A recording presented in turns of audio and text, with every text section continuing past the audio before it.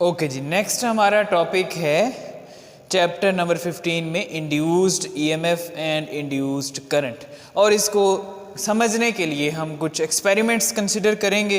Experiments जो हैं वो किस तरह से होंगे, सबसे पहले हम वही डेफिनेशन रिपीट कर लेते हैं कि इंड्यूस्ड करंट और इंड्यूस्ड ईएमएफ की डेफिनेशन क्या होगी। सो डेफिनेशन क्या होगी, when a conductor is moved across, when a conductor is moved across magnetic field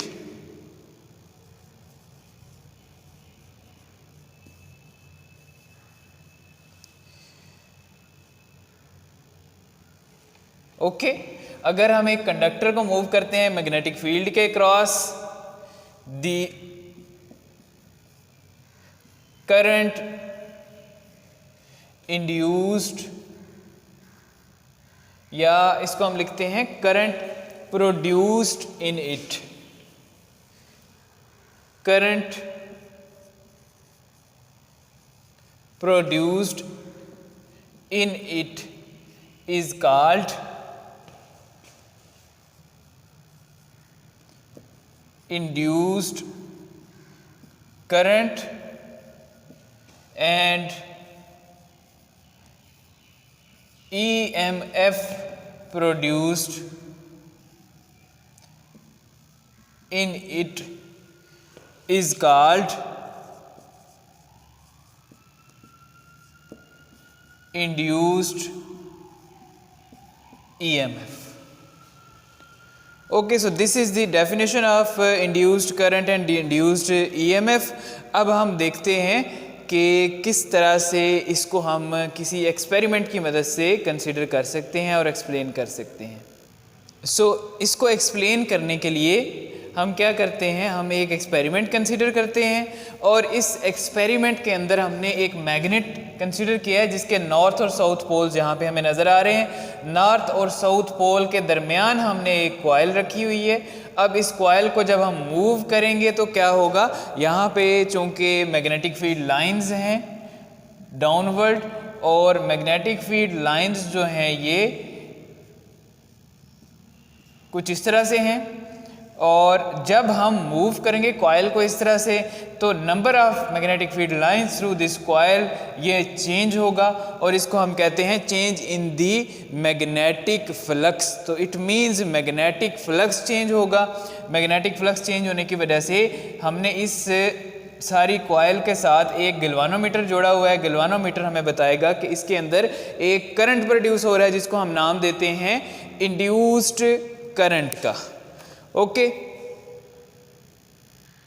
इसी एक्सपेरिमेंट को हमने एक्सप्लेन भी करना है। किस तरह से हम इसको एक्सप्लेन करेंगे, a coil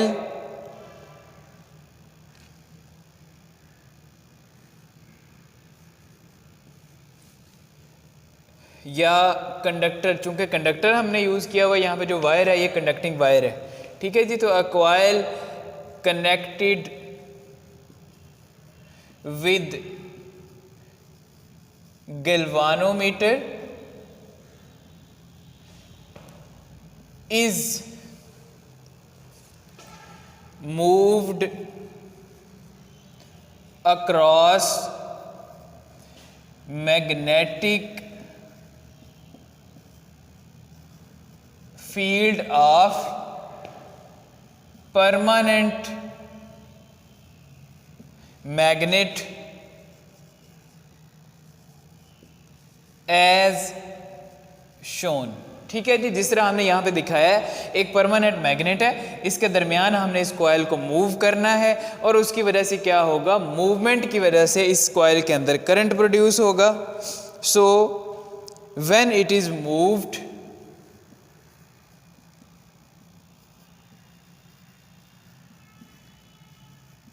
from right to left,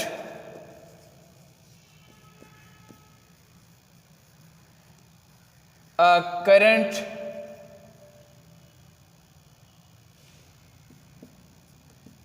is produced in it। ठीक है जी। अब हमने इसको राइट टू लेफ्ट मूव किया तो इसके अंदर एक करंट प्रोड्यूस हुआ, उसके बाद ये रुक गई। जब रुकेगी तो वहाँ पे गैल्वानोमीटर फिर जीरो पे आ जाएगा और रुकी हुई हालत में इसके अंदर से कोई करंट प्रोड्यूस नहीं कर रहा होगा। गैल्वानोमीटर जो है ये जीरो डिफ्लेक्शन शो करेगा जब हम इसको राइट टू लेफ्ट मूव करके रुक जाएंगे वहाँ पे। So and no current is produced when it is stationary।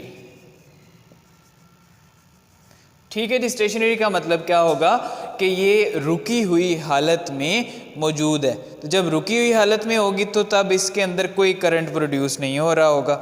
उसके बाद जब हमने राइट टू लेफ्ट मूव किया था, अब हम लेफ्ट टू राइट मूव करेंगे। तो लेफ्ट टू राइट मूव करेंगे तो अपोजिट डायरेक्शन में करंट प्रोड्यूस होगा। Okay, now moving on left to right, the current produced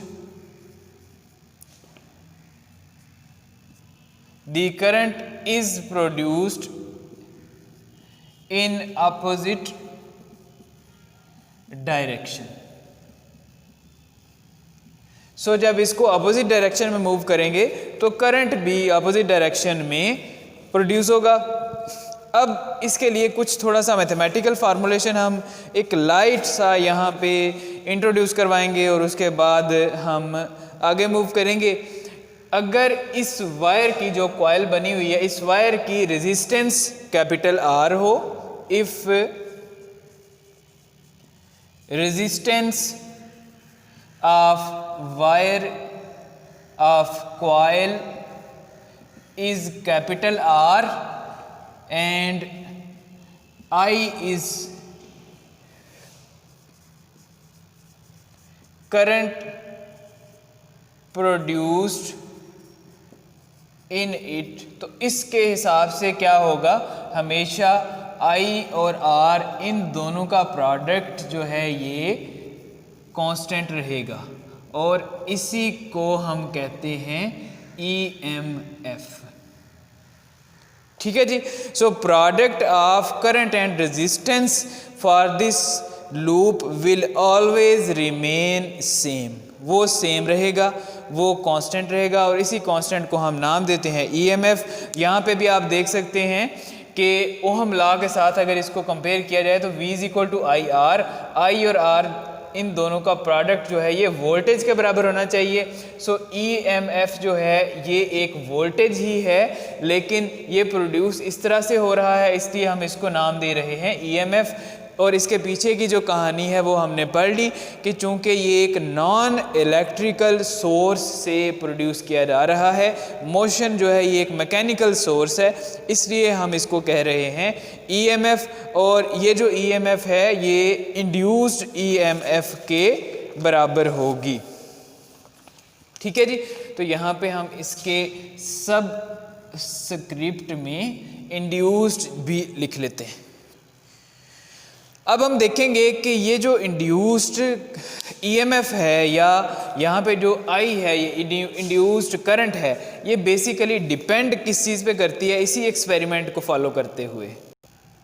तो इंड्यूस्ड करंट जो है इसको चेंज हम कर सकते हैं, इंक्रीज हम कर सकते हैं by changing induced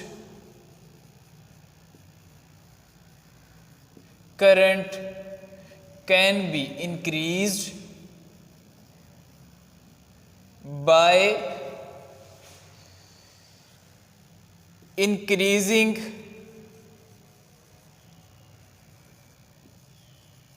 magnetic field। ठीक है जी। तो सबसे पहली चीज़ हमने ये जो नॉर्थ साउथ पोल्स कंसिडर किए हुए हैं ये एक मैग्नेट के हैं। अगर यहाँ पे हम बड़ा मैग्नेट लगा दें तो ये जो इंड्यूस्ड करंट है ये ज़्यादा मिकदार में प्रोड्यूस होगी। दूसरे नंबर पे अगर हम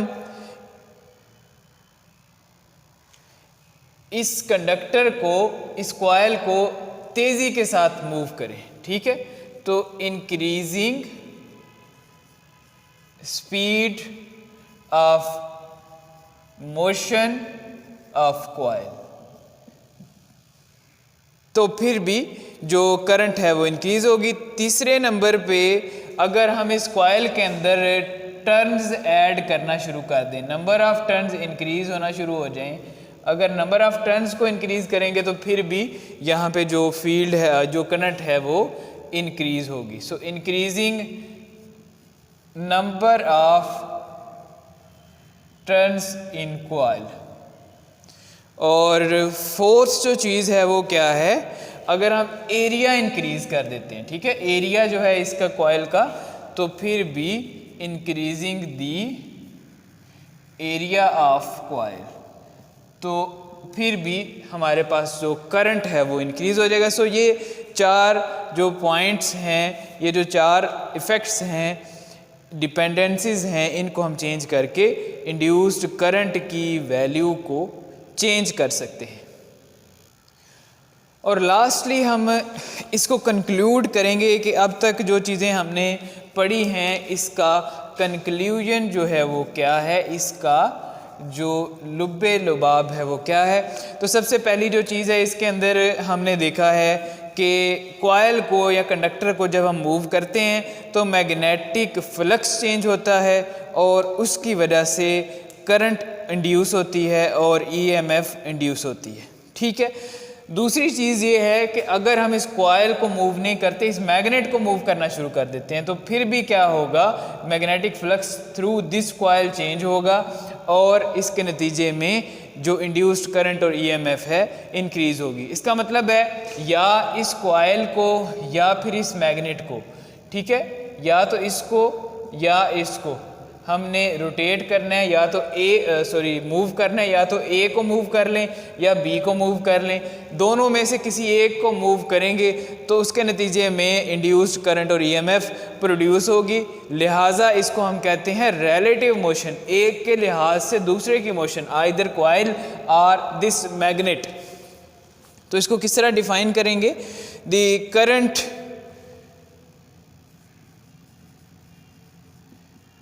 in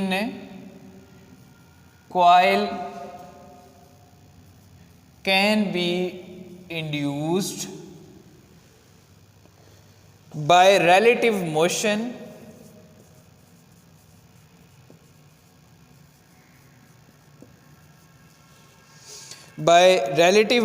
of magnet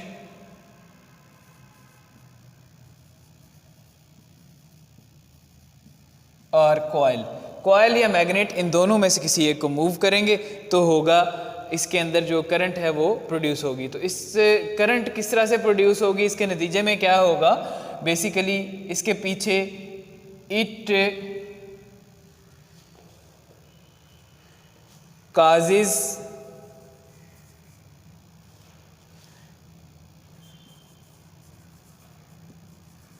changing magnetic flux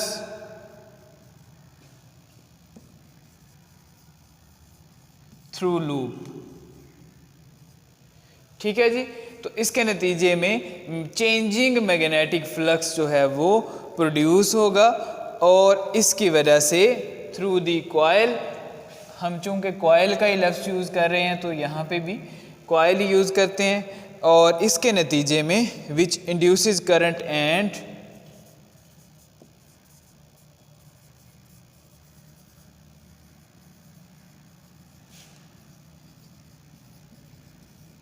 EMF, तो ये करंट और ईएमएफ को इंड्यूस करेगा और उसको हम कहेंगे induced current and induced EMF. अब इसके लिए डिफरेंट मेथड्स हो सकते हैं, ये हमने एक डिस्क्राइब किया है, इसके अलावा भी हमारे पास कुछ 4-5 मेथड्स मज़ीद हैं और बल्कि उससे भी ज़्यादा हैं।